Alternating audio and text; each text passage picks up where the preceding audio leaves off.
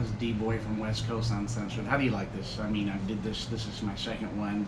Kind of sitting on the Southern California patio up in the third story of my complex. Beautiful, beautiful sky, beautiful clouds, nice breeze, and like I had said before and last, that this weather, man. If we could have this weather all summer, man, we'd have it made. I know there's some hotness coming. And if I do the travel that I'm planning, I know that hot's coming with that. I know that hot's coming with that. Got a couple other questions that I got. They said, well, what's your story? Who's D-Boy? D-Boy is kind of a brand name. I was called D-Boy by a couple of friends in the past that I had. I went through some, became very good friends, and they gave me that nickname back in probably in the 90s. Some people I connected to, and they were on a spiritual tip. We were in the same zone at that time, and that's what they used to call me. They used to go with me when I used to go preach at different. I used to go preach, and I'll kind of go into that. I used to go preach and teach, and it wasn't just traditional Christianity. It was a revelatory message, as I was open for growth and open for the newness, and always looking for something that was new and wholesome and true in the next level. So they gave me that nickname, D-Boy. And they would actually travel when I go different places. And then the stuff that what we had established in Modesto, California, and what we were doing, and they would, some of the other central California places I would go and was invited to, they would go and they would always use that word. They call me D-Boy. That was kind of their nickname. Who am I? That's another good question. They said, who are you? My name is actually Daniel Abro. Actually born in Central California. I'm actually at this point 58 years old. Wow. Time flies when you're in life, man. But you know what? It's never ending. So don't look at your end of days as they are. This is even a perspective you find out. Think the first time and it won't be the last. But anyways, who am I? I was somebody that loved sports, was born with two different cultures. I was half Mexican with the last name Abril or Abril, and definitely have some Native American, and definitely have some Caucasian, and have family that came from Oklahoma, and then definitely have family from Mexico, and those combined to create me, as my mom and dad had gotten married.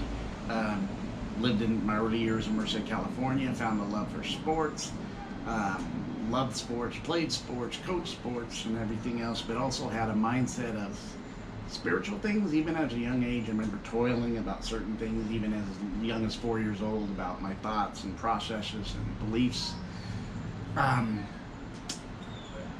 Went through there, made a life change, because I moved to Southern California, and then by the time I was out of high school, a year out, I was actually running Southern California streets, and was really up to no good and going nowhere fast, and had no plan for my life at that time. But what was the next thing we were going to do, and the next party we were going to have, and the next high we were going to have. So those things kind of changed, and then kind of got into church in 1981, and it did change my life at the time that I got into it. I gave up almost everything that I did that wasn't good for me in a bad habit, and changed my mindset, got married, had at a young age, 21, 22 I believe, had three sons, and then by 1991 I had I call it the grand awakening, where I started, I just met with this other brother, and we did one of the first videos, adult conversations, and we had an epiphany. We had a situation of a presence and a light, and from that day forward my life totally changed. I had an abundance of revelation. I was definitely in a Christian church and had abundance of revelation. When I read, it was no longer a letter, but it started breathing the life of a revelation, and I understood that the word even said it when you seen it, that it was revelatory, and kind of stuck in that. And through that, I had definitely more and more understanding through years, and that's kind of what happened. And I had mentioned I had went to different areas and plateaus with different people, and then when I go to the next area, meaning I was leaving an old area of understanding behind to go to ante up or to upload. And like I had said, anyways, I felt other people were going to go with me, and in fact, it was the opposite. They didn't go with me.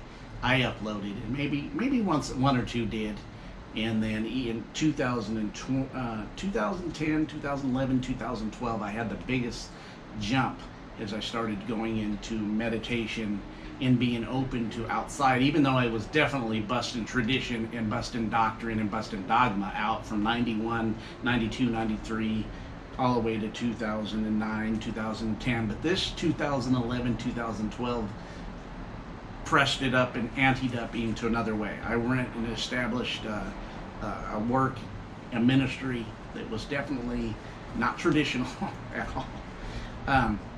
Got to know a lot of good people, but in Washington, established one and then helped somebody with another one in another city in Washington. And in that area, I was able to find time to spend a lot of time with myself and did a lot of meditating. And then I really anteed up in 2012, took another leap and kind of started seeing things. And I was always open to truth. And once I found truth, I wouldn't have a problem letting go of something that I used to believe. That's been my walk. It still is, and I let go. That's kind of what happened. And that's kind of leading up to 8 years later, what I've been doing now, just kind of uploading. Walked away from a belief system, walked away from what I was doing at that time in 2012, because I realized the whole thing didn't serve me. It opened the door for me to go out things even outside of the agenda of even Gnostic Christianity, even to go into other beliefs. And then I started seeing the aspect of, well, maybe a lot of what I was believing was copied from culture, and which it was. It just is. Whether somebody's not ready to accept that, that's factual truth when you do the fullness of you that. And you start seeing. That's kind of where I am spiritually. That's kind of leads me into West Coast Uncensored, and I'll talk about that in another day. My next session is going to be answer a couple more questions, and then talk about that. GoPro, stop recording.